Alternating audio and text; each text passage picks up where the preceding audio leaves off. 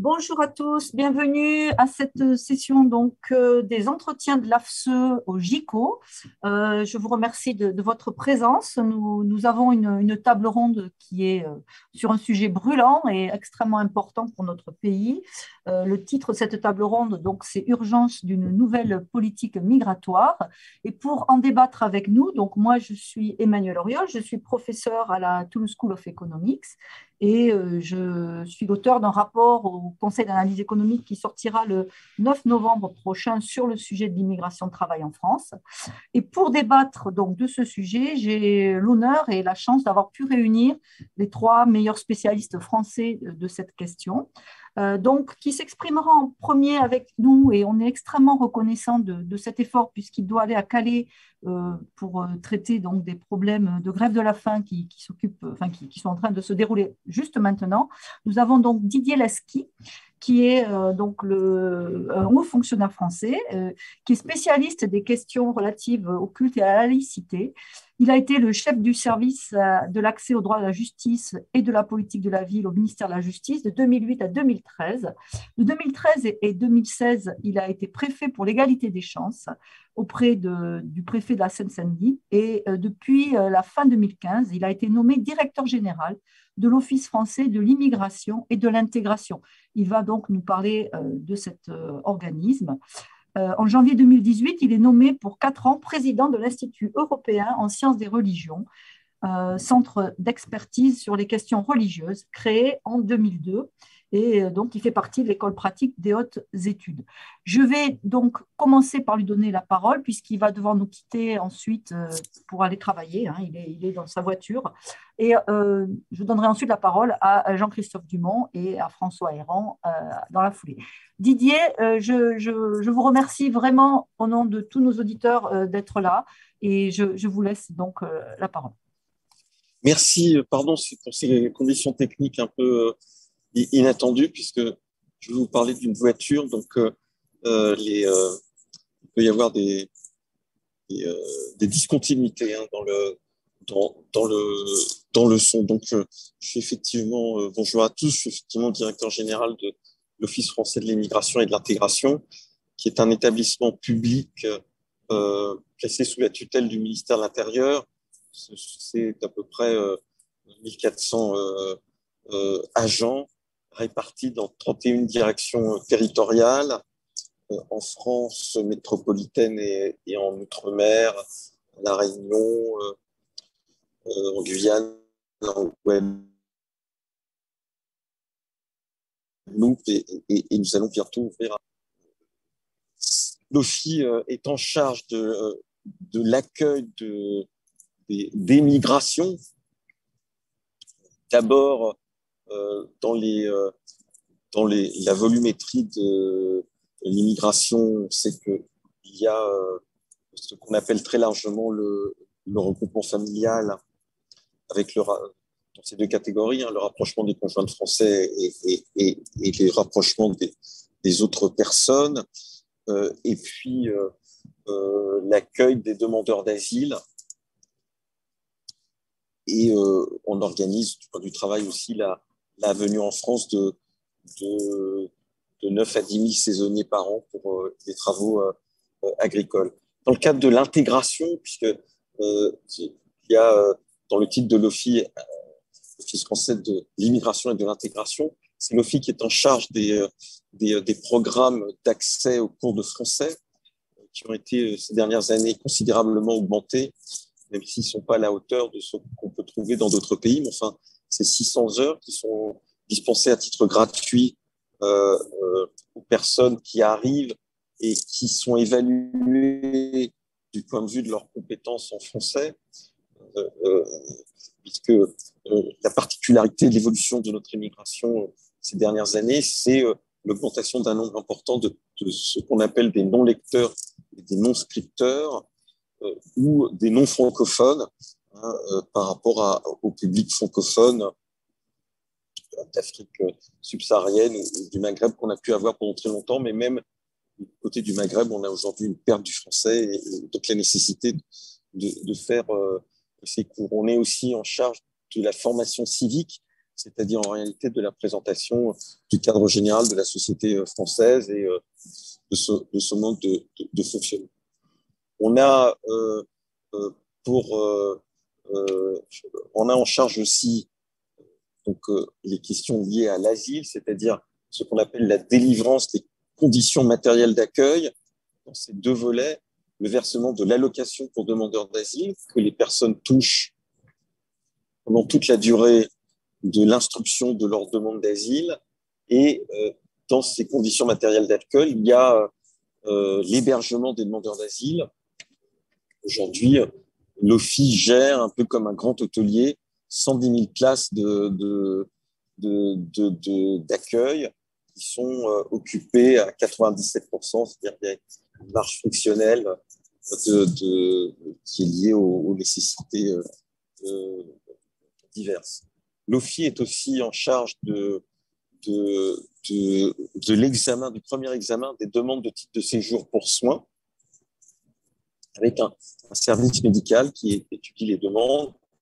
Il y a actuellement en France un peu plus de 30 000 personnes qui bénéficient d'un titre de séjour, pour soins, c'est-à-dire pour accéder à des soins médicaux qui ne sont pas accessibles dans leur pays d'origine. Ce n'est pas qu'ils n'existent pas uniquement, mais qui ne sont pas, pour diverses raisons, accessibles dans leur pays d'origine. Nous avons une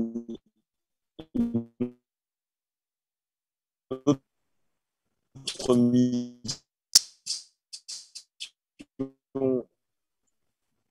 qui est liée à l'asile, qui est l'aide au retour des personnes, qu'elles sont en fin d'études. Il y a deux volets, du transport et la délivrance d'un pécule immédiat, enfin, qui peut varier dans son montant en fonction des périodes et des nationalités, et qui peut atteindre jusqu'à 1 850 €.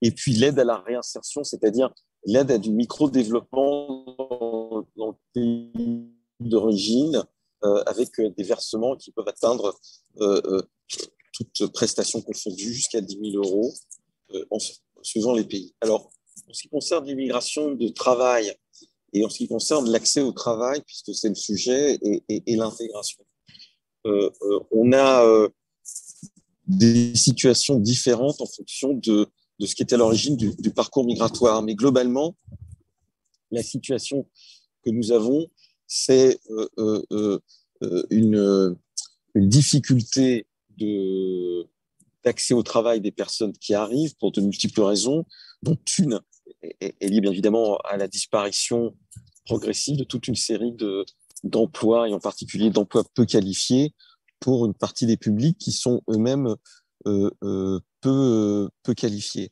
En 2020, on n'a pas encore les statistiques de 2021, mais la pandémie ne change pas vraiment grand-chose sur les proportions. On avait un peu moins de 50% des personnes qui avaient un niveau d'études qui ne dépassait pas le secondaire. Ça, c'est de manière générale, sachant que les femmes, c'est une donnée qui est vraie dans l'immigration hors demande d'asile. Les femmes sont plus qualifiées que les hommes dans ce qui est déclaré au moment du contrat d'intégration républicaine, mais peuvent avoir des situations vers l'emploi qui sont plus diplômées que les hommes, mais peuvent avoir des situations de l'emploi qui sont elles-mêmes pas beaucoup plus favorables que celles des hommes.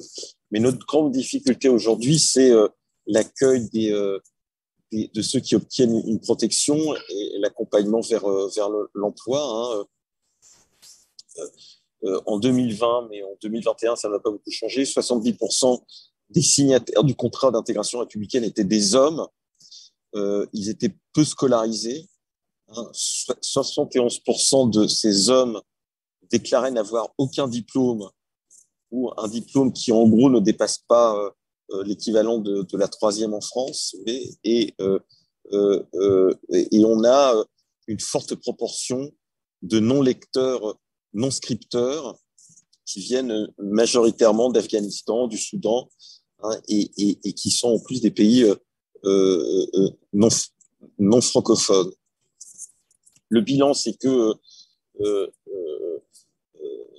on a du mal à mettre en place des actions d'accompagnement vers l'emploi, même si on fait des efforts en cadre de liaison avec Pôle emploi, avec des formations spécifiques pour l'ensemble des migrants et en particulier pour ceux qui ont obtenu une protection. Mais le débouché vers l'emploi reste très problématique et il est d'autant plus problématique que nous avons, c'est particulièrement vrai pour les demandeurs d'asile, une inadéquation entre les lieux de résidence et les bassins d'emploi qui peuvent être ceux vers lesquels il pourrait y avoir des débouchés. Je pense par exemple à la situation économique beaucoup plus favorable dans l'ouest de la France que en région parisienne, même pour des personnalités, pour des personnes peu qualifiées, mais qui ont des difficultés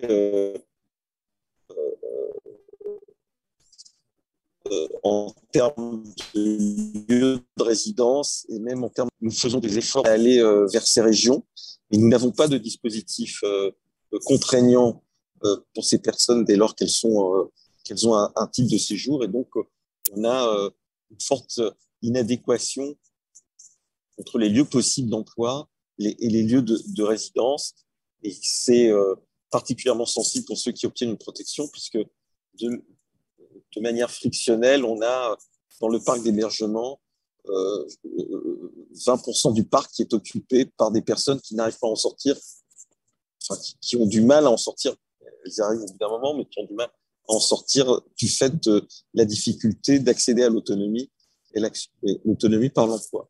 J'ajoute que l'évolution démographique de ces migrations pose très fortement le problème de la langue, qui est un prérequis extrêmement important pour accéder aux emplois. L'effort qui a été fait en termes d'heures de cours pour aller aux 600 heures est certes important. Il n'apparaît pas complètement suffisant, d'abord parce que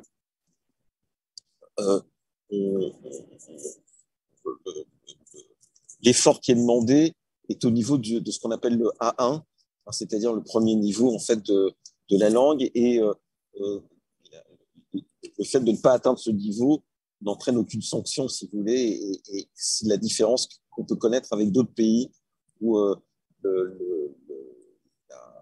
la pression sur la langue est une pression qui peut être même exercée par le droit pour dire aux personnes, si vous n'accédez pas à un tel niveau de langue, vous aurez des difficultés pour même la reconduction de votre titre de séjour. Je termine sur l'immigration de travail. Il y a toujours en France une immigration de travail, 30, 35 000, 40 000 personnes par an en fonction des années. C'est une immigration qui vient essentiellement du Maghreb, dans des métiers techniques très précis, l'informatique, même la médecine, même pendant la pandémie, alors même que les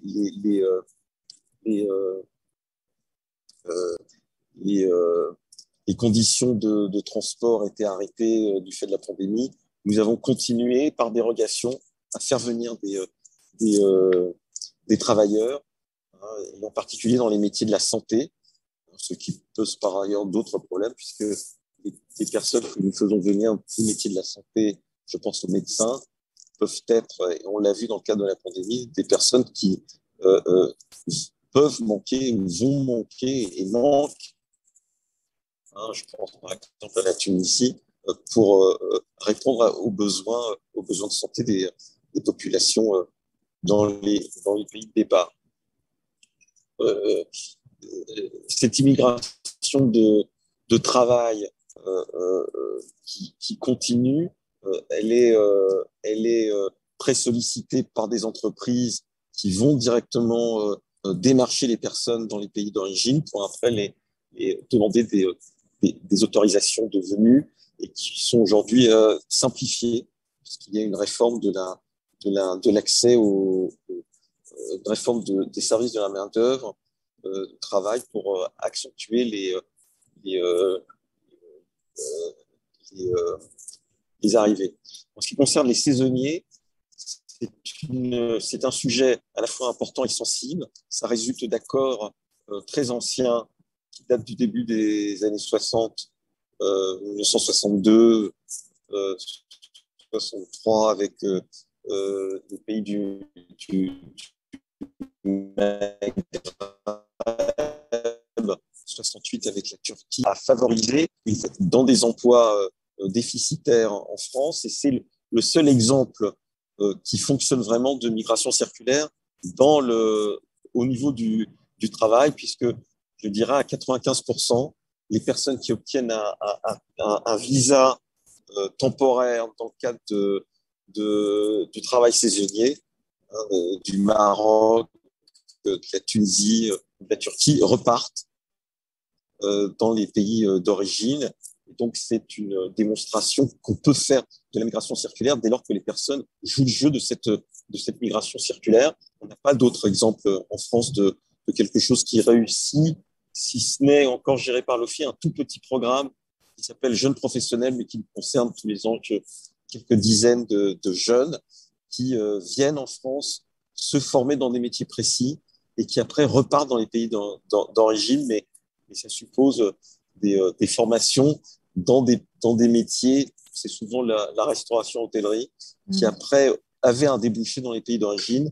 La pandémie a arrêté cela du fait justement de la crise économique liée à la baisse du tourisme dans les pays d'origine.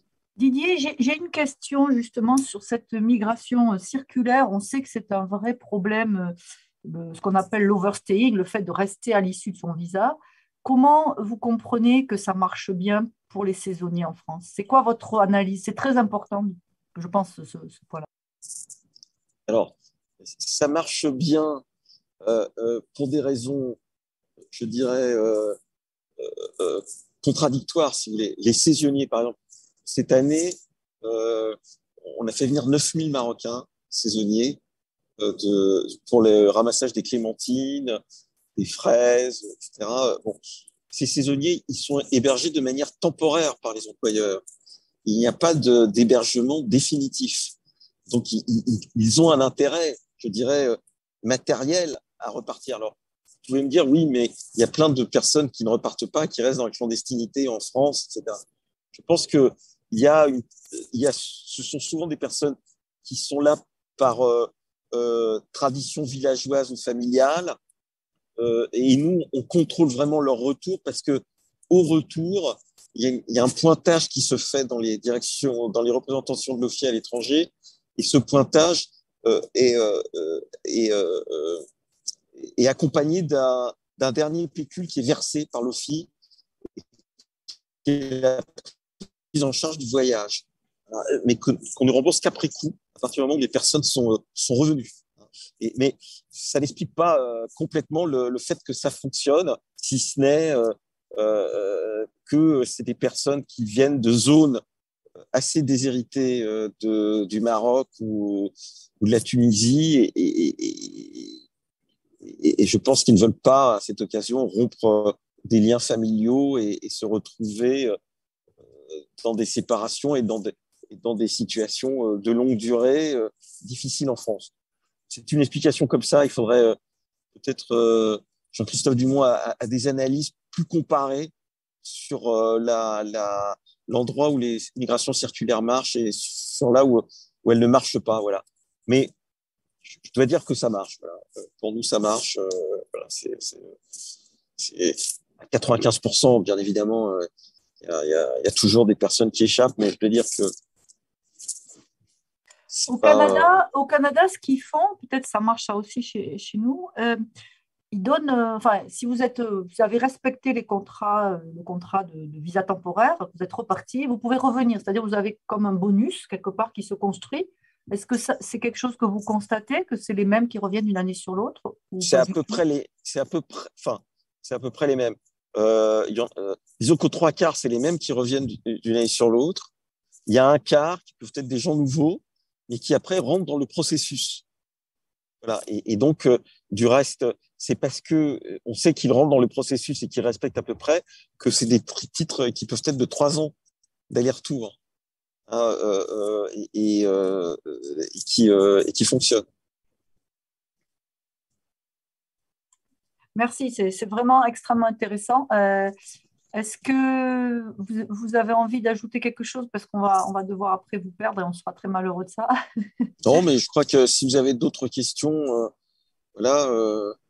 Euh, non, ce que je peux ajouter quand même, c'est Oui, que j'avais une petite question. Moi, c'était sur la reconnaissance des diplômes, parce que les médecins, par exemple, tunisiens, est-ce que leur, enfin, il y oui, a des alors, métiers où les, voilà. Donc ça, c'est une question que je sais qui est venue dans les discussions qu'on a alors, pu avoir. Euh, donc, je suis oui, très intéressée de votre opinion là-dessus. alors, il y a en particulier avec la Tunisie un mécanisme de reconnaissance sur les diplômes de médecins. C'est ce qui explique. Alors, c'est ce qui expliquait parce que on a une baisse des arrivées de médecins de la Tunisie parce que les médecins tunisiens ont trouvé un autre débouché. Euh, euh, et les médecins maghrébins, peut-être plus généralement, mais enfin marocains en tout cas, algériens, c'est moins évident, qui sont les pays du Golfe, hein, où ils sont beaucoup mieux payés qu'en France et ils sont dans un environnement culturel, on pourrait ajouter, qui leur semble plus favorable. Et les pays du Golfe étant une zone d'attraction même pour des jeunes Français hein, qui vont travailler là-bas. Donc il y a une concurrence voilà, de cela, et puis il peut y avoir d'autres pays de l'OCDE qui peuvent être en concurrence. Enfin, le Québec, par exemple, là où on parle français pour les médecins francophones. En ce qui concerne la reconnaissance des diplômes pour les médecins, c'est un sujet très compliqué de manière globale, parce que il y a une tradition je dirais, de fermeture très ancienne de la profession médicale, qui est justifiée en partie par la nécessité de bien vérifier les compétences des personnes qui peuvent avoir un diplôme de médecin dans un certain nombre de pays, mais qui peut aussi être la résultante d'une très vieille tradition de fermeture de ce corps professionnel hein, qui n'a pas toujours été des plus glorieux en la matière à une certaine époque. En ce qui concerne les autres diplômes, on est dans une situation un peu compliquée. Il y a un organisme qui est chargé de ça. Euh, je dois dire quand même qu'il n'y a pas une très forte mobilisation des universitaires, qui seraient quand même les premiers concernés, par rapport au préfet en tout cas, pour mettre en place des mécanismes de reconnaissance des diplômes un peu plus rapides. Hein, mais cette reconnaissance des Didier, diplômes, c'est quoi cet organisme? Je ne le connais pas, qui est chargé de la reconnaissance des il y a diplômes.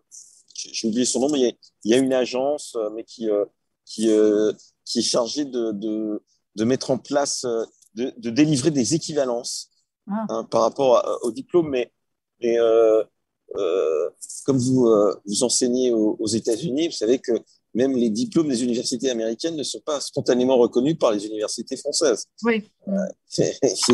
Et alors qu'elles peuvent être issues d'universités de très grande qualité, Mm. hein, mais Oui, ils font un l'équivalence de ce. travail pour reconnaître les diplômes. C'est très, très, très logique. Mm.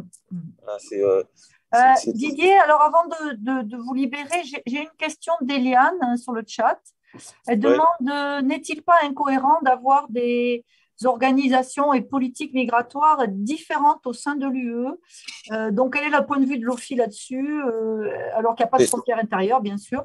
Merci Eliane pour votre question. On va voir. alors Et écoutez, elle s'adresse aussi d'ailleurs à Jean-Christophe pour plus tard.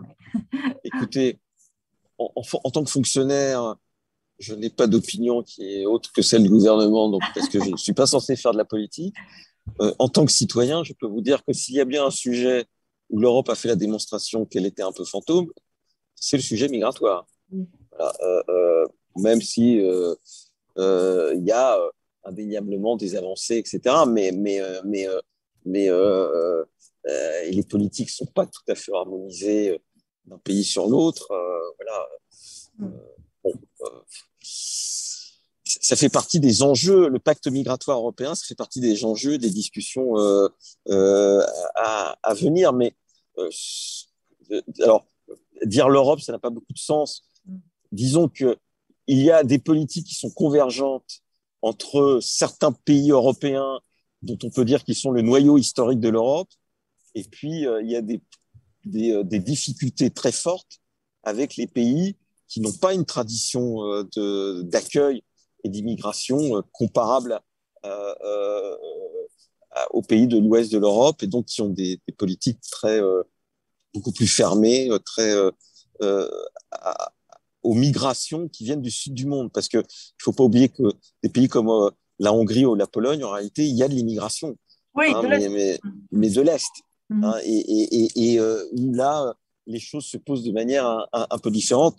Et donc, la fracture géographique, elle est liée à l'histoire, euh, euh, et même à une histoire longue. Il ne faut pas oublier que, c'est pas pour les dédouaner, mais que un des effets une des pratiques du stalinisme, c'était quand même de déporter les populations et d'en imposer d'autres dans certains secteurs, dans certains pays. Mais donc, il y a une crainte de l'immigration qui n'est pas simplement une crainte ou un refus des gens du Sud, mais qui peut être ancrée dans d'autres drames historiques. Mais les convergences en la matière sont de plus en plus difficiles depuis l'élargissement de l'Union européenne. Merci beaucoup vraiment Didier Lesky, c'était extrêmement intéressant ce que vous nous avez raconté. Voilà. Votre point de vue est, voilà, est précieux. On vous dit bon courage avec ce qui Et vous puis, attend. Oui. voilà, je prie Jean-Christophe et enfin, vous-même Et François. et François Héran de m'excuser, mais comme malheureusement, vous avez pu le voir, j'ai été diligenté en catastrophe, si j'ose dire.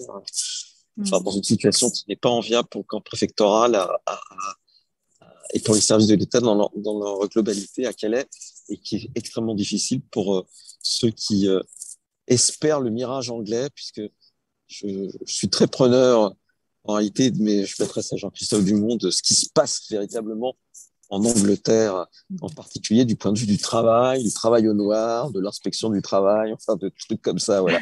Bon. Au revoir à tous. Merci beaucoup Didier, merci infiniment. Vraiment, le public et moi, nous sommes extrêmement reconnaissants. Merci, bon courage. Au revoir. Voilà. Bien, écoutez, alors maintenant, on a la joie et l'honneur de pouvoir écouter donc Jean-Christophe Dumont, qui lui donc est un économiste. Il est titulaire d'un doctorat de l'université de Paris-Dauphine. Il a été chercheur associé donc justement en Amérique du Nord à l'université de Laval au Québec. Depuis 2010, donc il a une solide expérience, il dirige la division des migrations internationales au sein de l'OCDE. Donc il avait rejoint en 2000. Donc il est, voilà, on ne peut pas être plus compétent sur ce sujet des comparaisons OCDE que Jean-Christophe. Il a publié de nombreux ouvrages sur l'économie de la migration internationale que je vous encourage donc à consulter et à lire, notamment qui portent sur l'impact économique des migrations internationales, qui est le sujet d'aujourd'hui, la gestion des flux migratoires et l'intégration des immigrés et de leurs enfants dans les pays de l'OCDE. Donc, on a beaucoup de chance, donc là encore, d'avoir Jean-Christophe qui nous fait l'honneur d'être avec nous. Je vais lui donner la parole. Il a une présentation, donc ça sera utile aussi d'avoir des fois des chiffres, des graphes. Et donc ensuite, n'hésitez pas à vous envoyer des questions sur le chat. Je me ferai un plaisir de les lui relayer. Pardon. Voilà, donc Jean-Christophe, la parole est à toi. Et encore un grand merci pour l'honneur que tu nous fais d'être avec nous. Merci Emmanuel, bonjour à toutes et à tous. C'est un plaisir pour moi de participer encore à ces journées de l'économie de Lyon qui sont toujours l'occasion d'un échange fructueux et effectivement sur ce thème d'actualité des migrations. Alors j'ai préparé effectivement une petite présentation notamment pour permettre de visualiser certains chiffres que je vais partager avec vous autour des idées reçues sur l'immigration en France en en évidemment prenant le parti de la comparaison internationale. Migration qui est souvent perçue comme étant incontrôlée, particulièrement importante, peu qualifiée. Alors Didier a déjà donné quelques chiffres sur ce sujet, coûteuse et mal gérée plus généralement. Alors, qu'est-ce que je peux en dire au vu de l'expérience des autres pays de l'OCDE? C'est l'objet de cette présentation maintenant. Alors, avant d'aller sur les questions donc, plus spécifiques, je voulais d'abord revenir très rapidement sur ce qui se passe, les tendances les plus récentes et sur l'impact évidemment de la pandémie de Covid-19 sur les flux migratoires. Dans l'ensemble des pays de l'OCDE, on a vu une baisse drastique de plus de 30% des entrées permanentes d'installations dans les pays de l'OCDE. En réalité, la baisse est sans doute beaucoup plus forte parce que dans nos statistiques, on inclut des changements de statut, c'est-à-dire des gens, par exemple, qui étaient étudiants, qui avaient des permis temporaires, qui ont eu la possibilité de pérenniser leur séjour. Et sans doute, si on regardait stricto sensu les entrées, on aurait une baisse entre 40 et 50%. En réalité, en France, en 2020, les entrées ont baissé de manière plus modérée, de l'ordre de 21%, et on compte environ 230 000 entrées à caractère permanent en France. Ces statistiques sont un petit peu différentes de celles qui sont publiées par le ministère de l'Intérieur, dans la mesure où elles n'incluent pas les étudiants, je vais y revenir, qui pour nous ne sont pas donc, évidemment des migrations à caractère permanent, mais en revanche, elles incluent des migrations intra-européennes et notamment de résidents, de ressortissants européens qui viennent s'installer durablement en France.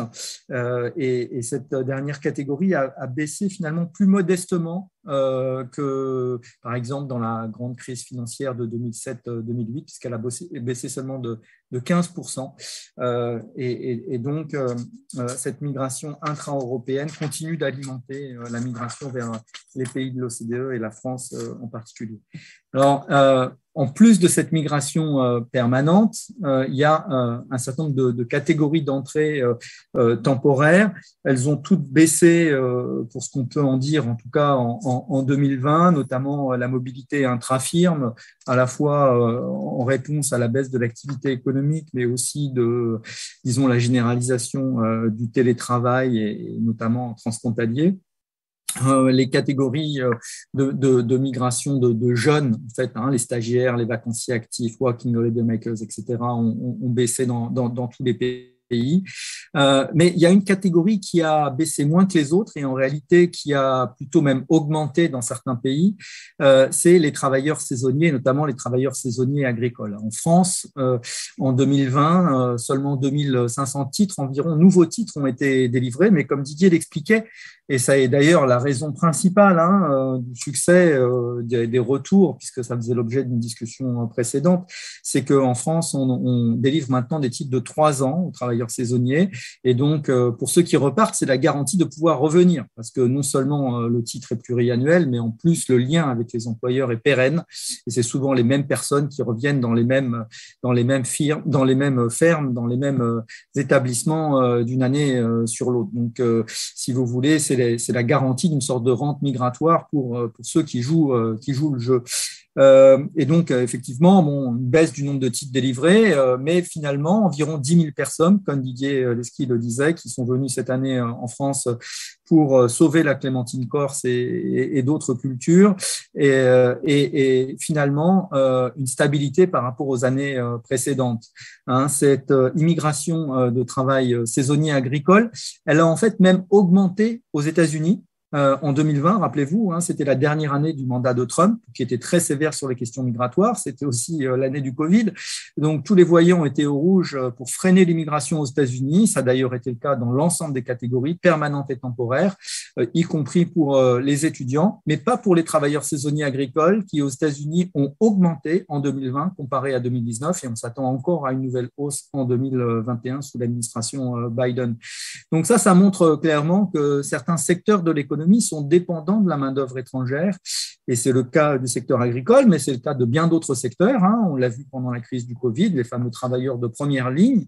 Dans le secteur de la sécurité, 25% de la main-d'œuvre en France est d'origine étrangère, immigrée dans le secteur du nettoyage, dans le secteur évidemment de la distribution, les caissiers et les caissières, dans le secteur des transports et dans le secteur de la santé, comme Didier Lesky le disait, même si en France c'est moins qu'ailleurs, seulement 16% des médecins sont nés à l'étranger en France.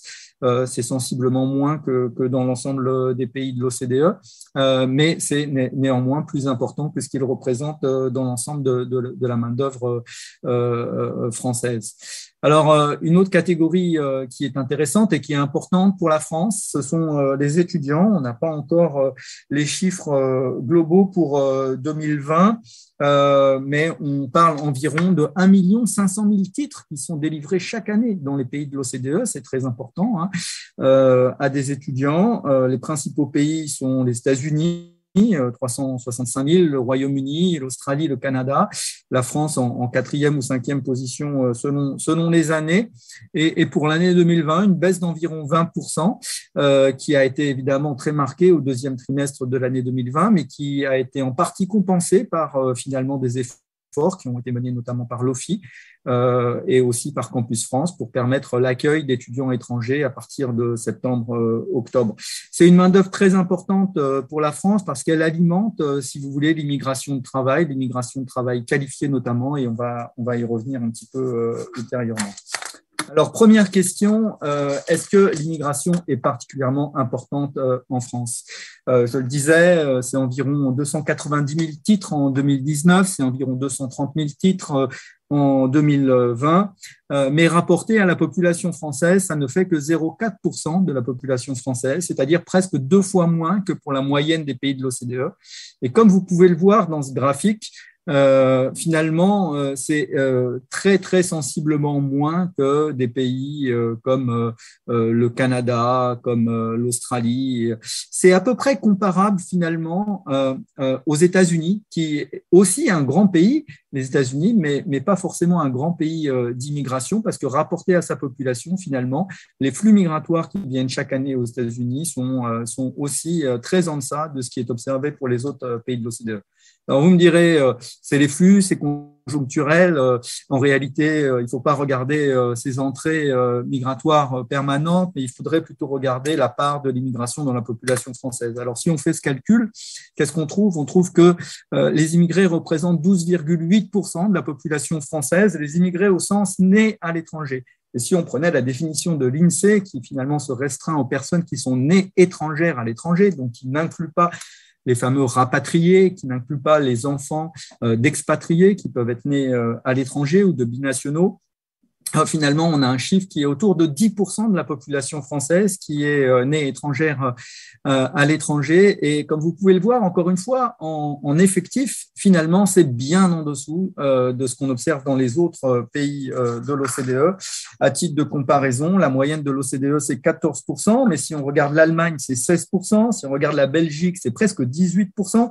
Si on regarde la Suède, c'est 20%, 2 fois plus d'immigrés dans la population suédoise que dans la population française. Et on sait qu'en Suède, ce sont principalement des réfugiés, des gens qui ne sont pas finalement des Européens.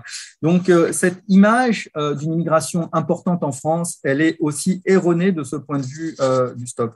Alors, évidemment, finalement, il y a une sorte d'amalgame qui est fait parce que si la France n'est plus, en tout cas, elle n'a pas été pendant de longues décennies un grand pays d'immigration au rapport de sa population, elle est un pays qui a une histoire migratoire importante. Et si on prend en compte à la fois les immigrés et leurs enfants, les enfants donc de couples où les 2 parents sont immigrés, mais aussi les enfants de couples dont l'un seulement des parents est immigré, alors on a une image qui est totalement différente parce qu'on retrouve qu'environ 27%, 26,8% de la population française est immigrée ou a un de ses 2 parents qui était immigré. Et comme vous pouvez le voir dans ce graphique, finalement, la position de la France, là, est tout à fait différente. La moyenne de l'Union européenne, c'est 17%.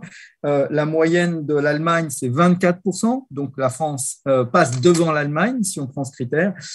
Et celle du Royaume-Uni, à titre d'exemple, est de 23%. Donc, la France a une histoire migratoire. Et effectivement, il y a des enfants français nés en France de parents immigrés qui sont peut-être plus nombreux qu'ailleurs du fait de l'ancienneté de cette migration. Et d'ailleurs, on retrouve la France juste à côté des États-Unis dans ce graphique, qui est aussi un pays qui a finalement eu peu de flux migratoires, encore une fois, en proportion de sa population récemment, mais qui a une longue histoire migratoire qui s'est construite par l'immigration, et ça se reflète ici.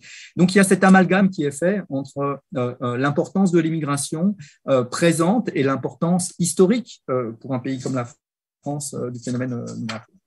Deuxième question, est-ce que l'immigration est essentiellement familiale ou humanitaire? Alors là, il y a vraiment un hiatus, parce que effectivement, si on regarde l'ensemble des flux, encore une fois, on va prendre 2019, qui est une année plus standard, 290 000 entrées permanentes, ça veut dire plus de 100 000 entrées au titre des migrations familiales. Mais comme Didier Lesky le disait, cette migration familiale, d'abord, elle est composée de deux éléments. Elle est composée du regroupement familial, stricto sensu, c'est-à-dire d'étrangers qui se regroupent avec des ressortissants de pays européens ou non. Et puis, elle est aussi faite de Français qui se marient avec des étrangers. En général, ce ne sont pas des gens qui ont été naturalisés, ce sont des gens qui sont nés français en France et qui, soit par leur voyage, soit par le fait que des étrangers sont venus faire des études en France et ont trouvé finalement un conjoint, sont restés. Et ça représente environ la moitié de l'immigration familiale. Donc, le premier point, c'est que l'immigration familiale est importante, certes, en France, mais elle est très largement une immigration, pour la moitié environ, une immigration familiale de Français qui donc font venir leurs conjoints. Mais ce graphique va au-delà, parce qu'il montre que finalement, en comparaison internationale, l'immigration familiale, si on prend en compte l'immigration intra-européenne, ne représente qu'environ un tiers, 35% de l'immigration en France. C'est en fait moins que dans la moyenne de l'OCDE, qui est de 42%. L'immigration de réfugiés, de personnes qui donc obtiennent un statut soit au titre de la protection temporaire, soit au titre de la Convention de Genève, représente seulement 11% des flux en France. On a cette image du migrant qui est forcément quelqu'un qui est arrivé demandant l'asile par un bateau ou par des chemins détournés. En réalité, la plupart de l'immigration en France, comme ailleurs d'ailleurs, se fait par des canaux légaux et ne concerne pas les réfugiés, mais concerne d'autres types de mobilité. En réalité, l'immigration de travail, aujourd'hui, représente 18% de l'immigration permanente légale en France. C'est plus que la moyenne de l'OCDE, qui est de 14%. Alors, là aussi, il faut faire un petit peu attention parce que l'image historique est un peu trompeuse. Si on remonte à 2007, finalement, l'immigration familiale représentait, hors circulation intra-européenne, hein, donc là je regarde simplement les premiers titres, l'immigration familiale représentait 69% de l'ensemble des flux en 2007, elle représente plus que 48% hors migration intra-européenne en 2019. L'immigration de travail représentait 9% en 2007, elle représente maintenant 21% de l'immigration légale des premiers titres qui sont octroyés par le ministère de l'Intérieur chaque année, hors migration intra-européenne. Il y a eu une évolution extrêmement rapide de l'immigration dans le changement de sa composition, avec à la fois une augmentation, c'est vrai, du nombre de réfugiés, mais qui reste minoritaire, seulement 11% des flux, comme vous pouvez voir ici, et une augmentation de l'immigration de travail, finalement au détriment d'une immigration familiale, qui reste d'ailleurs dominée par l'immigration, les rapprochements de conjoints français. Jean-Christophe, j'ai une question de clarification sur ce graphique. Bien sûr. Voilà. La libre circulation dans les pays de l'OCDE, ça existe en Union européenne, mais le reste, c'est pas. Alors, ça existe principalement. C'est un peu trompeur, non voilà.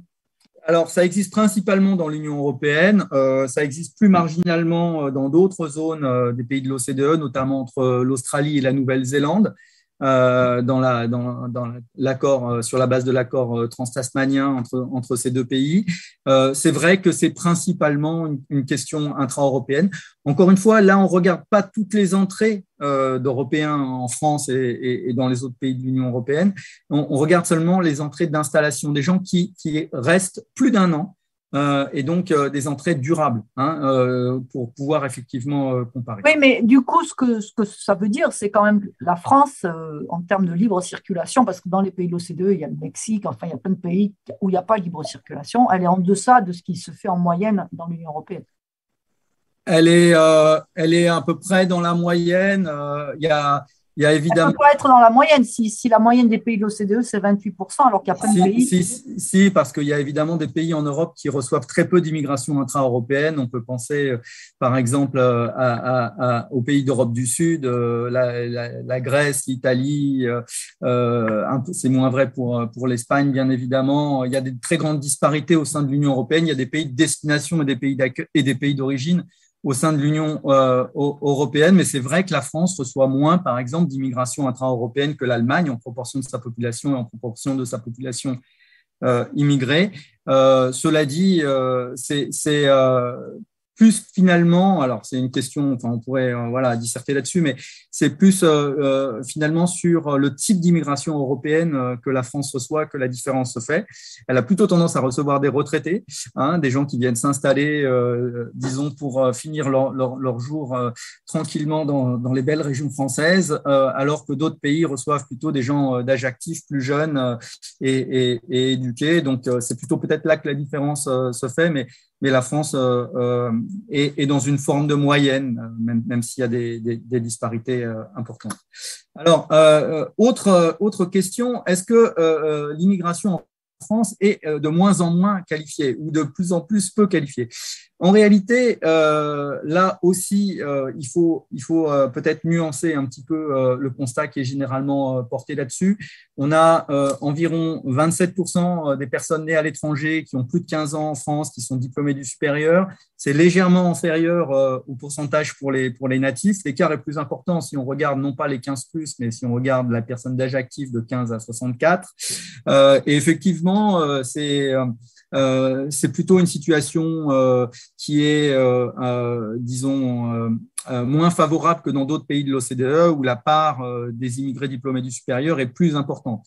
Cela dit, si on regarde l'évolution, donc entre 2000 et 2016, l'immigration, le nombre d'immigrés en France a augmenté d'environ 32%, c'est pas négligeable, mais le nombre de diplômés du supérieur a doublé, donc a augmenté 3 fois plus vite. Évidemment, c'est plus lié finalement à la situation, à l'évolution dans les pays d'origine, à l'augmentation du niveau d'éducation générale sur la planète qu'à une politique d'immigration sélective en France. Mais l'immigration hautement qualifiée, diplômée du supérieur, est importante en France, notamment par le fait de l'importance des étudiants qui, à la fin de leurs études, ont des facilités pour changer de statut et qui le font très largement pour environ plus d'un tiers de l'immigration de travail chaque année en France.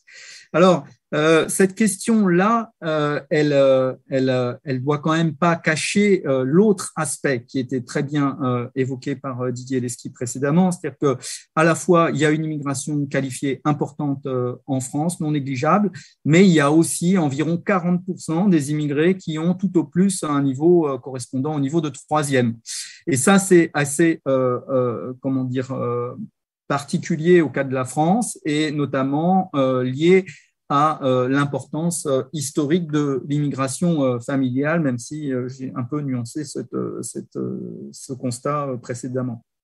Alors, souvent, on va relier cette situation en termes de qualification à des difficultés d'intégration. C'est en partie vrai, mais ce n'est pas totalement vrai non plus. Jean-Christophe, il y a une toute petite question de clarification dans le chat. On demande, est-ce que ces chiffres incluent l'immigration irrégulière? La réponse est non. Non, la réponse n'est pas non. La réponse est on ne sait pas, parce que ce sont des données du recensement de population. Et il y a des pays où, dans le recensement de population, les gens qui sont en situation régulière s'autodéclarent très, très facilement, très librement, et d'autres où ce n'est pas le cas. D'après l'INSEE, dans le cas de la France, le recensement couvrirait une part importante des gens en situation régulière. Cela dit, ça n'a jamais été démontré de façon formelle, donc je préfère botter en touche sur cette question et dire que je ne peux pas répondre. Il est probable qu'une partie des gens en situation irrégulière soient inclus, mais dans quelle proportion, je ne sais pas précisément. Alors, ce que je disais, c'est que évidemment, cette dualité finalement en termes de niveau d'éducation de l'immigration en France, souvent on la rattache aux difficultés d'intégration qui sont absolument réelles. C'est vrai que la France, en comparaison internationale, a des taux d'emploi des immigrés qui sont plus faibles qu'ailleurs. C'est 59% en 2020. Ça s'est pas aggravé avec la crise, contrairement à ce qu'on aurait pu penser. En fait, même le taux d'emploi des immigrés s'est légèrement amélioré pendant l'année 2020. Mais il n'en reste pas moins que c'est 7 points de pourcentage de moins que pour les natifs et notamment que pour les femmes immigrées. On a un écart qui est abyssal de près de 15 points de pourcentage, qui est un des plus grands des pays de l'OCDE. Il y a une vraie question sur l'intégration des femmes immigrées sur le marché du travail en France. Mais en réalité, ce constat général n'est pas exclusivement ou principalement lié à la structure de qualification des immigrés. Comme vous pouvez le voir dans ce graphique, le petit diamant bleu représente l'écart en termes de taux d'emploi pour les immigrés ayant un faible niveau d'éducation, c'est-à-dire au plus niveau 3e, et il est de l'ordre de 5 points de pourcentage, ce qui n'est pas très glorieux. Effectivement, il y a tout un tas de pays de l'OCDE qui font bien mieux de ce point de vue-là, mais c'est aussi environ 3 fois moins que l'écart qui est enregistré pour les diplômés du supérieur. En France, et c'était l'objet de la question d'Emmanuel précédemment, sur la reconnaissance des qualifications, la valorisation des qualifications des immigrés, s'il y a 27% qui sont diplômés du supérieur, eh ben, un immigré diplômé du supérieur sur 2 en France est soit inactif, chômeur ou déclassé dans son emploi. Et comme vous le voyez, ici, avec un taux d'emploi qui est bien plus faible que les diplômés du supérieur nationaux. Alors, c'est un angle mort de la politique migratoire française, et y compris de l'OFII. Assez symptomatiquement, Didier Lesky ne se souvenait pas du nom de l'agence. C'est Nick Narik qui joue ce rôle de validation des compétences en France et ailleurs en Europe, mais elle le fait principalement pour les étudiants qui viennent étudier en France, parce que ces moyens sont trop limités pour pouvoir le faire pour l'ensemble de la population, et le bilan de compétences n'est plus inclus dans le contrat d'insertion républicaine que la France a amélioré en termes notamment d'instruction linguistique, comme Didier Lesky l'a mentionné précédemment. Donc en réalité, cette question de la qualification est une question qui n'est pas forcément, disons, le seul prisme au travers duquel il faut regarder les difficultés de l'intégration en France.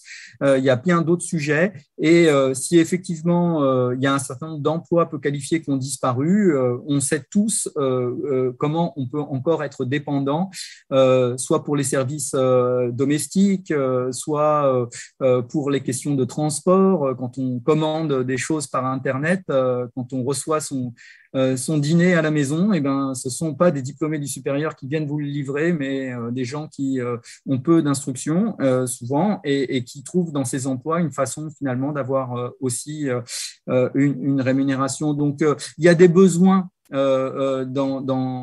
disons, sur le marché du travail qui restent à tous les échelons de la qualification, et donc ce n'est pas la seule explication pour justifier la question des difficultés d'intégration.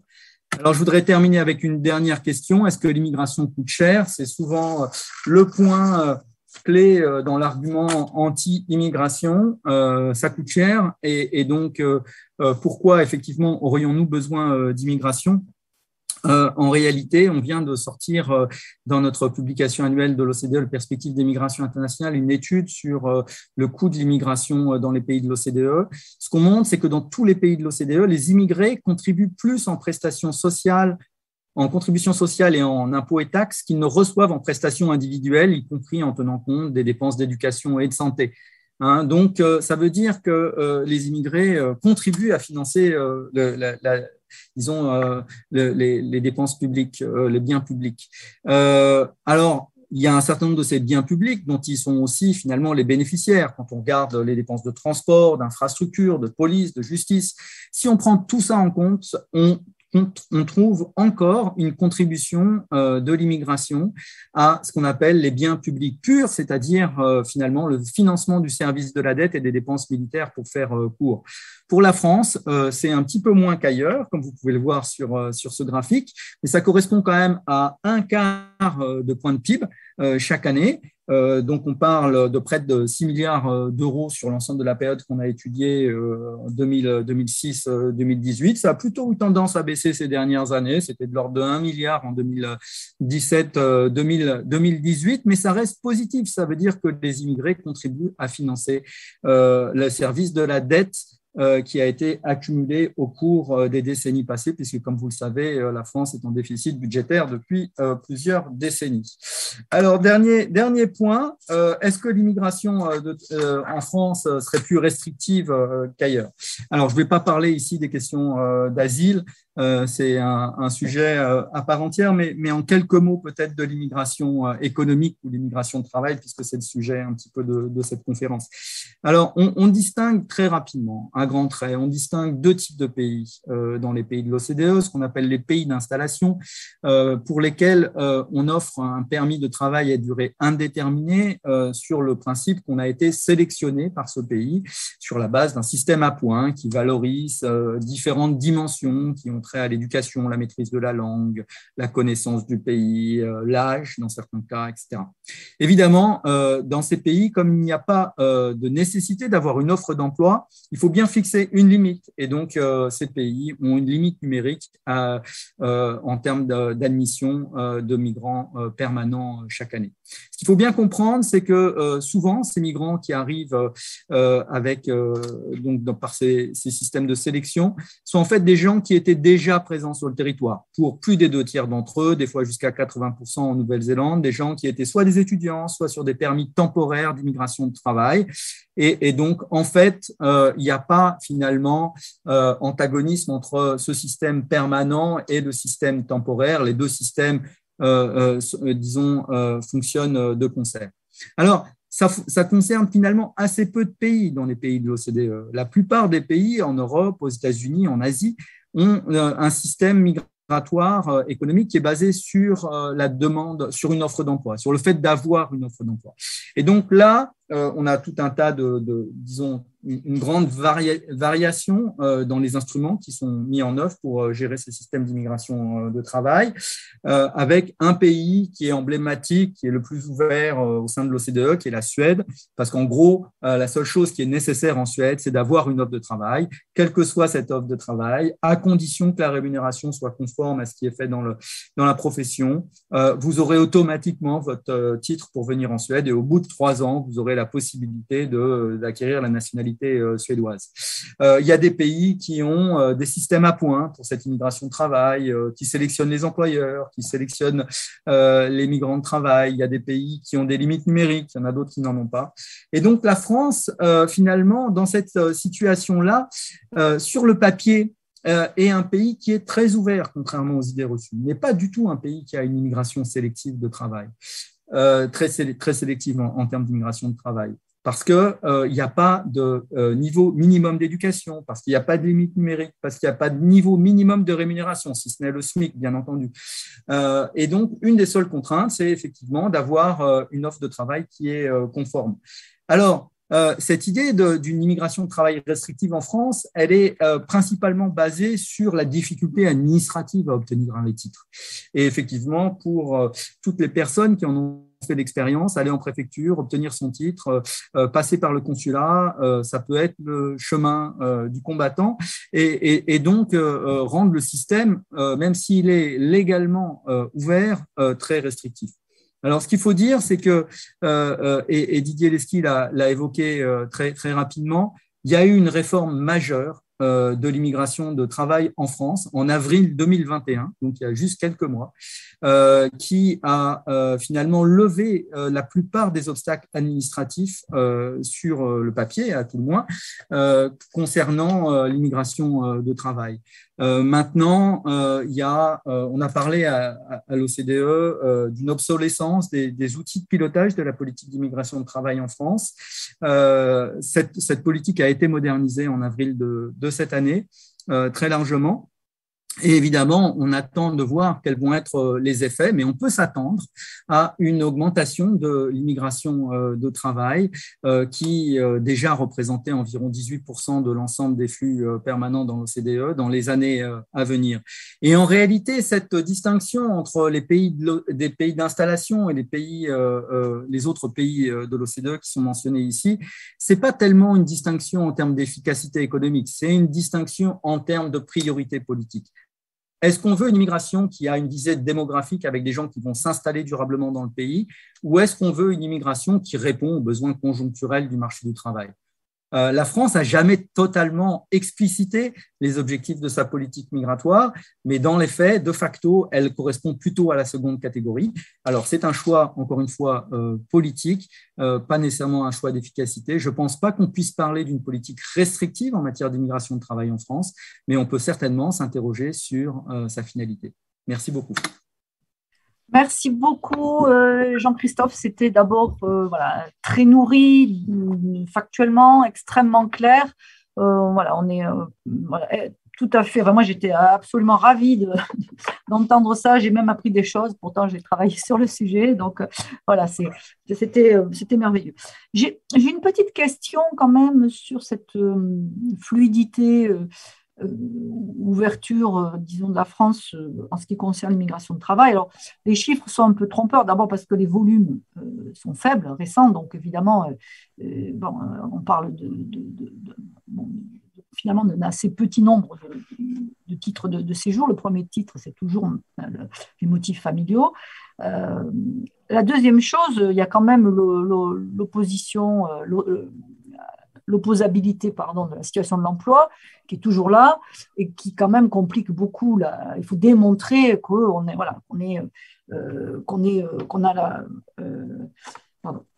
il faut démontrer qu'on n'a pas été capable de trouver des salariés autrement, ce qui est logique parce qu'on ne veut pas non plus prendre le travail de gens qui pourraient le faire alors qu'ils sont déjà sur le territoire. Donc, c'est pas si fluide que ça et surtout, même pour la transition, par exemple, études-emploi, on s'aperçoit que c'est compliqué, c'est des usines à gaz très françaises. Alors, si vous êtes en licence, vous avez tel niveau de rémunération, vous pouvez rester, mais sinon, non. Enfin bon.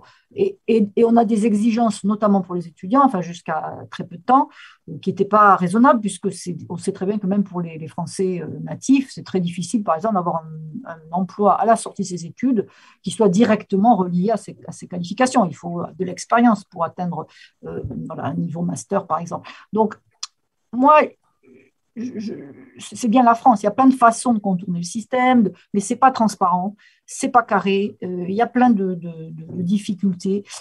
Alors, il y a eu des réformes, évidemment, qui vont dans le bon sens, mais on voit bien qu'avec le marché du travail qui est en tension extrême, il y a 50% des entreprises en France aujourd'hui qui chargent les salariés. On ne peut pas dire qu'on a un soulagement massif d'immigrés qui viendraient nous aider, et notamment européens. Donc, il y a quand même quelque chose, je pense, dans notre façon d'aborder ce sujet qui n'est pas bienvenu en France. Et avec des tracassements. Je ne sais pas, oui, effectivement, c'est de la nature du débat. Là, on a été extrêmement critique à l'OCDE sur la politique française, encore une fois, dans un rapport de 2017 qui regardait le recrutement des travailleurs immigrés en France. On a parlé d'obsolescence, on a même parlé d'archaïsme de la politique française. On a été très, très critique. En réalité, les changements qui ont été opérés en avril de cette année sont beaucoup plus profonds qu'il n'y paraît. Un petit peu le haut de l'iceberg, ça a été la réforme de la fameuse liste des métiers en tension qui était due depuis 2008, donc ça devenait quand même vraiment une gageure. Sur le fond, c'est pas ça qui est important.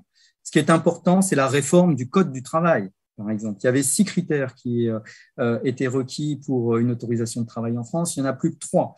Précédemment, le ministère devait vérifier que le candidat qui avait été accepté, recruté, qui avait été testé sur le marché du travail, avait les compétences pour faire l'emploi. Une fois que l'employeur avait donné son avis, une fois qu'on avait testé qu'il n'y avait pas de travailleurs localement pour faire le job, finalement, il restait le choix au ministère de l'Intérieur de dire bah non, finalement, cette personne est trop qualifiée pour cet emploi. Donc ça a été supprimé.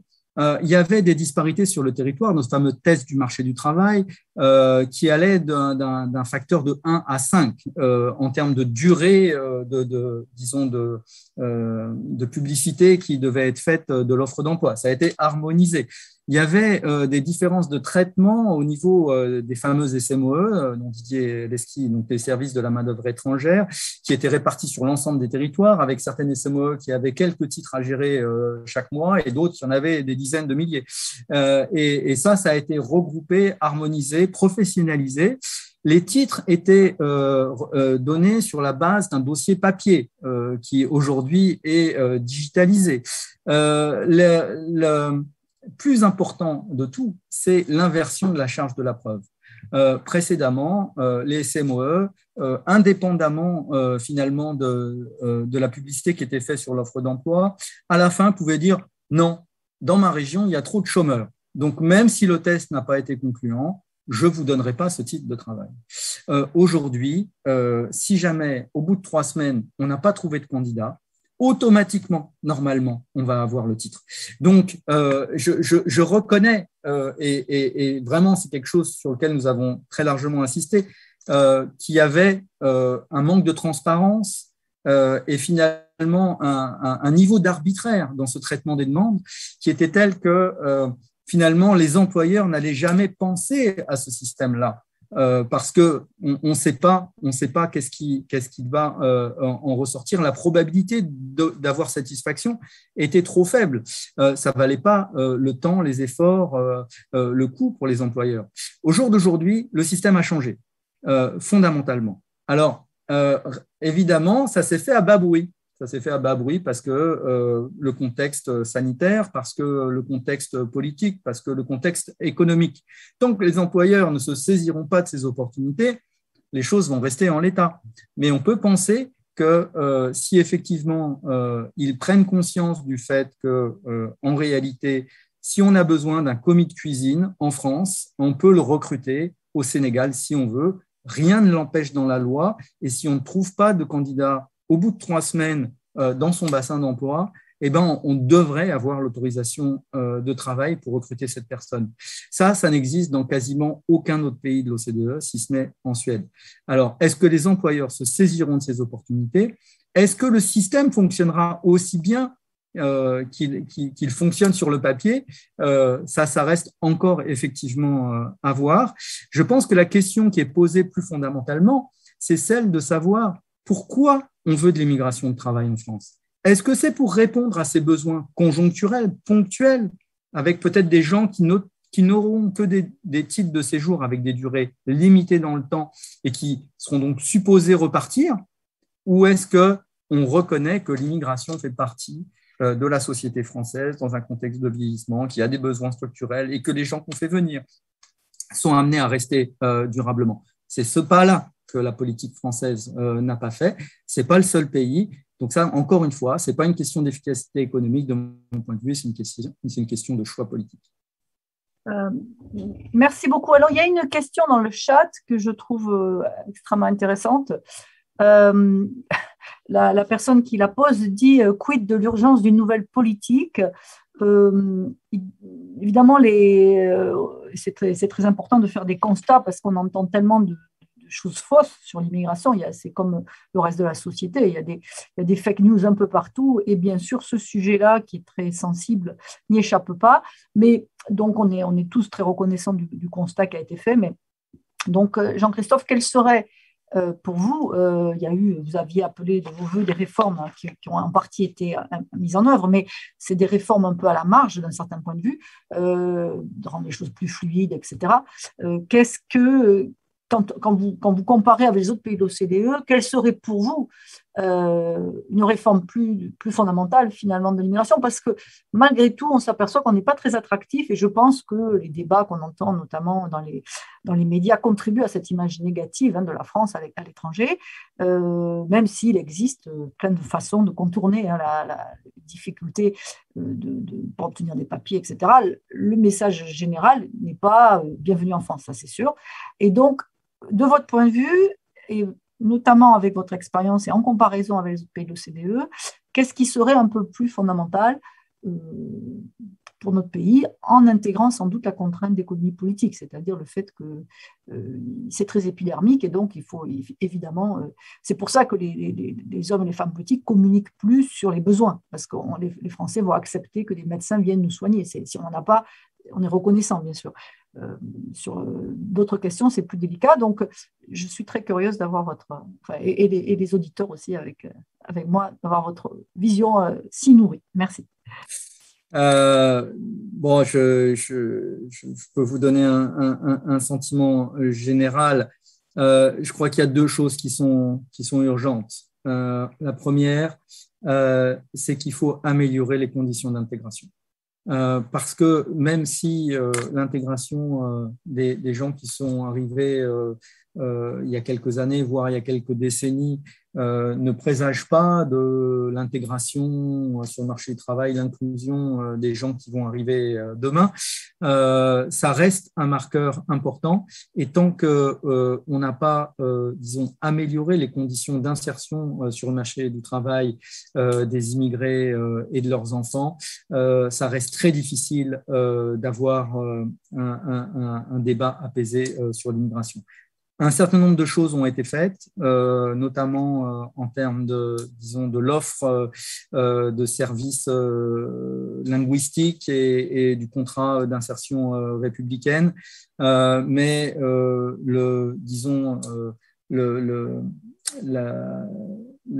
la somme n'y est pas parce que c'est pas seulement le flux de nouveaux arrivants et de nouveaux entrants qu'il faut gérer, mais c'est bien plus structurellement la situation des gens qui sont installés durablement sur le territoire. Donc ça devrait être une priorité. Les politiques qui ont été tentées par la France dans ce domaine, notamment on peut penser à la politique de la ville, n'ont pas été, disons, produit les résultats attendus. Et encore une fois, tant qu'on n'aura pas réglé cette question-là, ça sera difficile d'aborder sereinement les autres questions. L'autre point, et vous venez d'en parler, il est fondamental. Il faut absolument arrêter à tous les échelons de la société, et je pèse mes mots, de présenter l'immigration comme un problème, comme un défi, comme un problème à résoudre, comme disons une difficulté. L'immigration, comme on a pu le voir là en France, n'est pas particulièrement importante. Elle représente une forme de normalité. On souhaite des étudiants étrangers. Il y a plein d'étudiants français qui vont étudier à l'étranger. On souhaite accueillir des étudiants français en France. Ce sont des Français qui se marient avec des étrangers. Il y a plein de Français qui s'expatrient à l'étranger. C'est normal qu'il y ait des étrangers qui viennent en France. Donc, il faut présenter d'une autre manière cette question de la migration, non pas encore une fois comme un problème à résoudre, d'ailleurs pas nécessairement non plus comme une opportunité, mais comme quelque chose de normal, comme quelque chose qui fait partie de notre vie économique et sociale. Et d'ailleurs, c'est bien ce qu'a montré le Covid. Quand on ferme les frontières, ça ne fonctionne pas. Hein. Il y a tout un tas de familles qui se retrouvent des deux côtés de la frontière et qui ne peuvent plus se rejoindre. Il y a des gens qui attendent, disons, sur une liste de pouvoir rejoindre leur conjoint. Il y a des étudiants qui sont obligés de suivre leurs cours en ligne à l'autre bout du monde avec des horaires décalés. Ça ne fonctionne pas. Donc, ce que cette crise a montré, c'est que la migration n'est pas, disons, l'option de fermer les frontières n'est pas une option, justement. Et qu'il faut absolument arrêter de présenter cette question migratoire comme nécessairement un problème, mais plutôt comme quelque chose de normal. Voilà. Là, on aura fait un grand pas et on pourra ouvrir des espaces politiques pour réformer ce qui doit être réformé. Oui, merci beaucoup. Je suis tout à fait d'accord avec cette conclusion. Je crois que il y a un gros effort et le travail que vous faites donc à l'OCDE y contribue, c'est-à-dire aussi informer les gens objectivement sur les volumes, sur les niveaux, sur qu'est-ce qui se cache derrière ces chiffres. En plus, ce qui est difficile sur l'immigration, c'est que vous l'avez évoqué, plusieurs façons de la mesurer. Et donc, évidemment, selon que c'est l'INSEE, l'OCDE ou encore qu'on parle des étrangers, bon, les chiffres varient. Et de ce fait, ça contribue, je pense, à créer de la confusion. Alors, je crois que François Héran va nous rejoindre. En tout cas, c'est ce qu'il me dit par texto, qu'il va se connecter. Donc, je vais essayer de le présenter en espérant qu'il viendra. Sinon, nous continuerons la discussion avec Jean-Christophe. C'est passionnant de toute façon. Donc, dans les deux cas, voilà. Donc, François Héran, qui a été empêché d'arriver un peu plus tôt parce qu'il enseignait au Collège de France, est un démographe, en fait, qui a agrégé de philosophie. Et il a mené un double parcours à l'INED, qu'il a dirigé donc de 99 à 2009. Et puis ensuite à l'INSEE, donc où il a développé des travaux donc sur l'évolution de la société française, en particulier avec leur dimension migratoire. Depuis, il a contribué à créer l'Institut des convergences et migrations, qui rassemble des chercheurs de plusieurs organismes spécialisés sur l'immigration, puisque c'est un sujet qui est complexe et qui demande beaucoup d'investissement. Et en 2018, il a été nommé donc professeur au Collège de France à la chaire Migration et Société. Et je vois qu'il est en train de se connecter à l'audio. Bonjour François, si vous pouvez activer votre micro et votre caméra. Ah voilà, on vous voit. Merci beaucoup. Je vous ai introduit pendant que vous vous connectiez, de façon à ne pas manger votre temps de parole.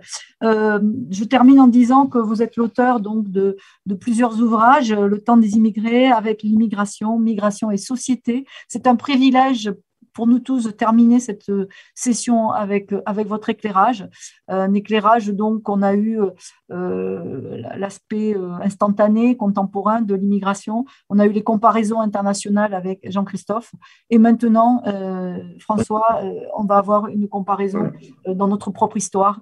Merci beaucoup encore, vraiment, on est très très reconnaissants, je sais que vous avez fait beaucoup d'efforts pour être avec nous tout de suite. Oui, merci, je suis vraiment désolé. Voilà. Ah, parfait, merci, c'est bon. Voilà, donc je disais que le même jour, le rapport de l'OCDE, le rapport annuel de l'OCDE sortait,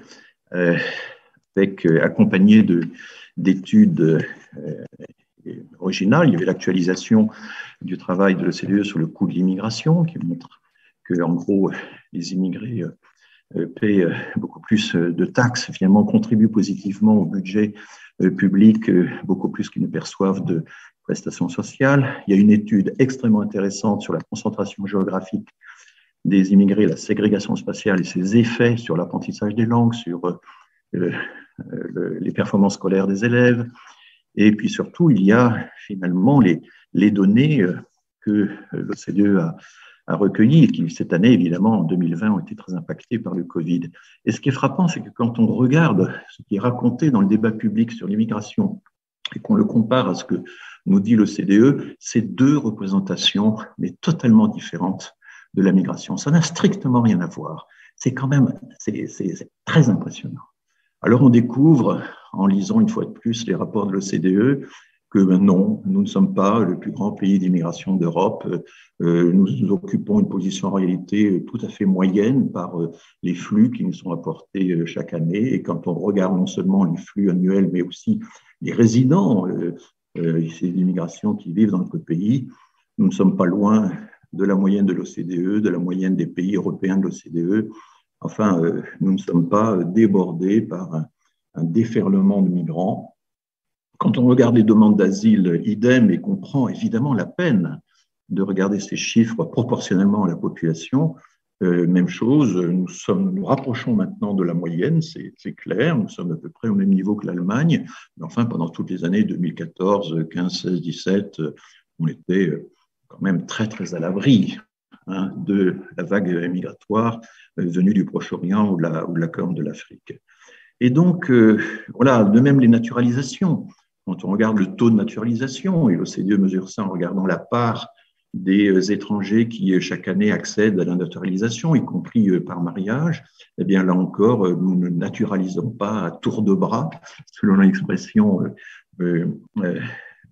favorite de Marine Le Pen.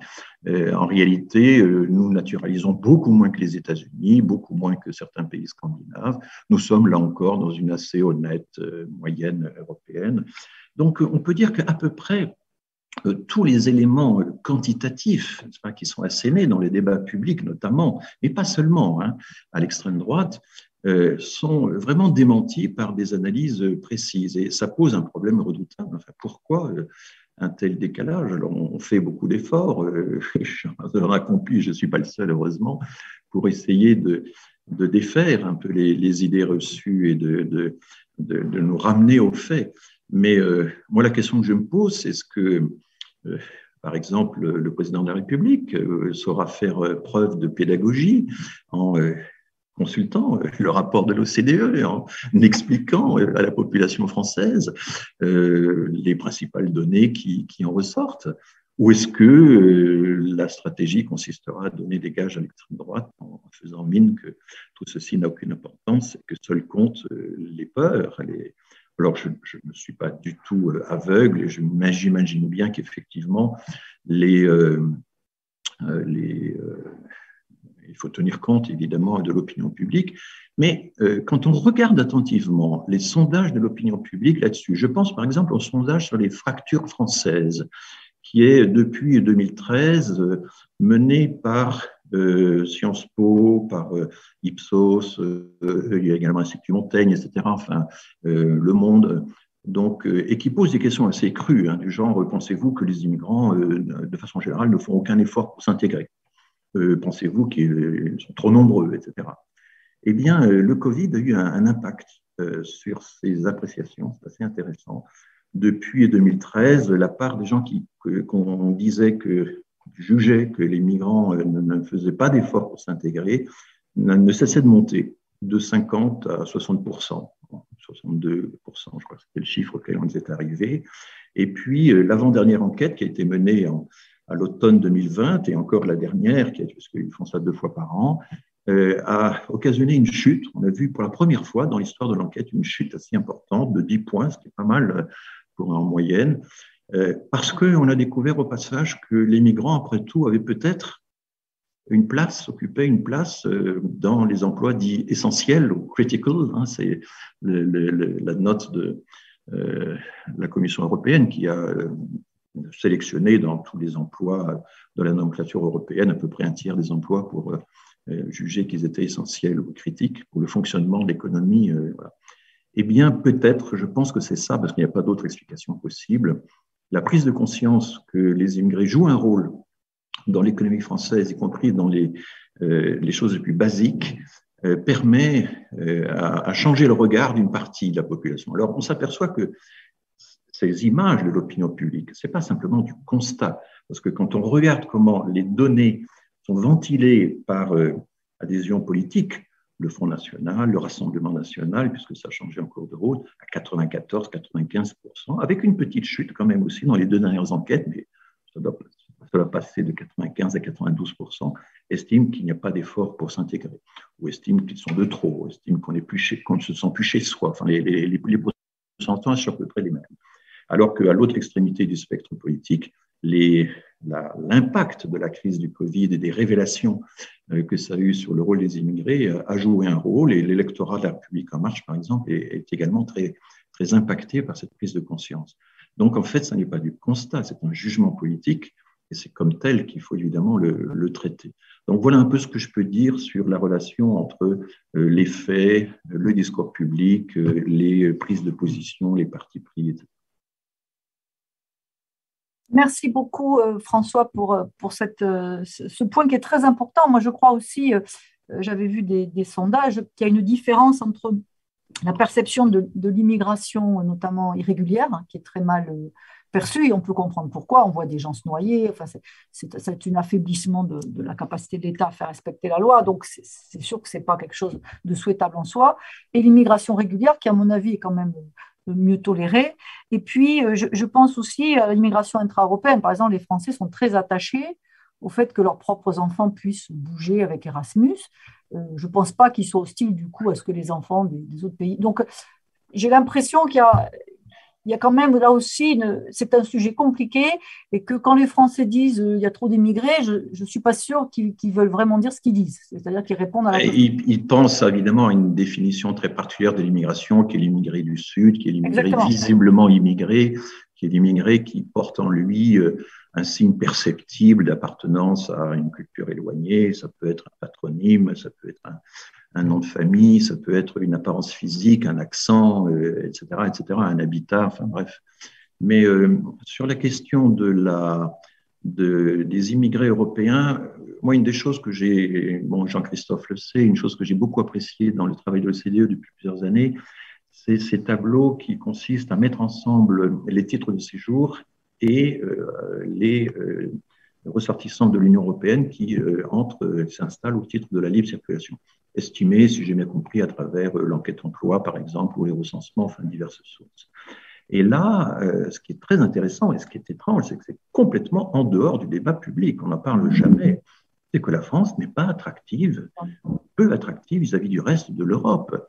Alors évidemment, l'Allemagne a sa position géographique très particulière en face de l'Europe centrale, et donc elle accueille c'est à peu près 2/3 des étrangers installés en France, en Allemagne, qui viennent d'autres pays européens. Alors bien sûr, là-dedans, vous avez les Polonais, les Slovaques, les Hongrois, les Baltes, etc., les Slovènes, mais en France, c'est seulement 1/3. Et c'est une différence énorme. Nous ne sommes pas aussi attractifs que nous pensons. Nous nous croyons beaucoup plus attractifs que nous le sommes. Et je trouve que c'est un problème, un vrai problème politique qu'il faudrait traiter. Pourquoi la France est-elle si peu attractive par rapport au reste de l'Europe? Vous savez, on dit, mais quand on ouvre les frontières, c'est affreux, il va y avoir un appel d'air, etc. Les frontières sont ouvertes avec le reste de l'Europe et ça ne crée pas un gigantesque appel d'air des Européens vers la France. Alors, qu'on a pu observer, et c'est une chose assez amusante dans le rapport de l'OCDE, c'est que oui, les Britanniques, à la suite du Brexit, sont, qu'est-ce que c'est, Jean-Christophe, 13 fois plus nombreux à demander la naturalisation française pour pouvoir continuer à vivre, à profiter des charmes de la France. C'est la seule exception. Mais oui, pourquoi cette faible attractivité vis-à-vis également du Proche-Orient, hein, nous avons, parmi les demandeurs d'asile, l'Allemagne a eu 33% de Syriens et nous avons eu 3%. Et les préférences des migrants aussi qui ont joué considérablement dans la répartition des demandeurs d'asile entre les pays. Je n'incrimine pas uniquement l'organisation de la demande d'asile, le traitement de la demande d'asile en France. Donc, ce sont des questions qu'on ne se pose pas assez. On s'imagine plus attractif que nous le sommes. En réalité, nous le sommes peu. Il faudrait se demander pourquoi. Et toutes les questions de souveraineté, de nationalité, d'identité, etc., gagneraient, à mon avis, à prendre en compte notre attractivité, parce qu'un pays qui n'est pas attractif, il a beau être souverain et s'enfermer chez lui, ce n'est pas une souveraineté très intéressante. Bien, écoutez, on m'envoie des messages en me disant c'est passionnant, mais c'est le modérateur, va falloir conclure. Je pense qu'on va en rester là parce que il me semble que le thème, c'était repenser la politique migratoire de la France. Et pour moi, vous avez soulevé la question la plus importante, c'est effectivement les Français ont l'impression qu'il y a une horde de gens qui veulent nous envahir, qu'on voit les différences de PNB par tête à l'ouverture des frontières quand on a construit l'Union européenne. On n'a pas été envahi de Portugais, on n'a pas été envahi de Grecs. Ce n'est pas vrai que ça suffit pour expliquer que les gens viennent.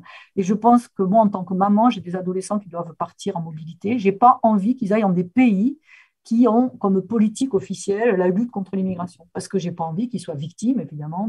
Donc, je pense que la question que vous soulevez, elle est très liée aussi à ces débats qu'on entend. Je pense que l'identité de la France, c'est quand même pas... de dire qu'on ne veut pas du tout d'Européens, qu'on ne veut pas du tout d'étrangers chez nous.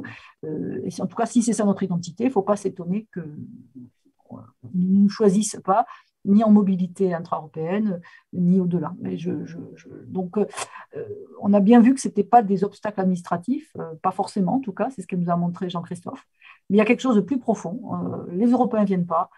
Quand on est classé 20e au classement de l'attractivité de l'INSEAD, alors qu'on est 6e puissance économique mondiale.